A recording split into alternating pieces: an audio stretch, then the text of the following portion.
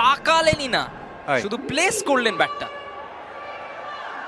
বলের গতিটাকে ব্যবহার করে বল চলে গেল বাউন্ডারির বাইরে।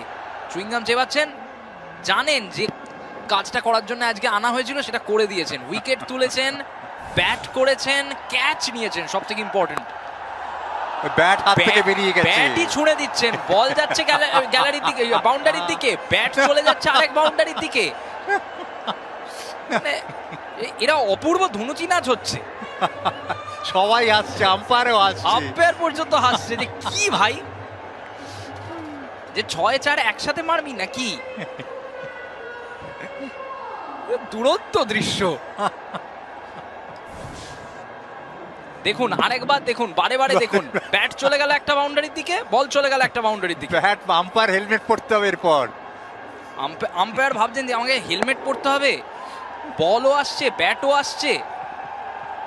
আহা, গোয়ালিয়রের দর্শক উচ্ছ্বসিত, উৎফুল্ল।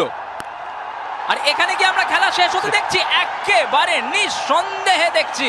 6 মেরে সেই মহেন্দ্র সিং ধোনি স্টাইলে খেলা শেষ করলেন তার ফ্যান বয় হার্দিক পান্ডিয়া। খেলা শেষ হলো 11.5 ওভারে। 12 ওভার অব্দিও যেতে হলো না রাজাদা। অসাধারণ ব্যাটিং, কিন্তু এইদিকে যদি আমরা দেখি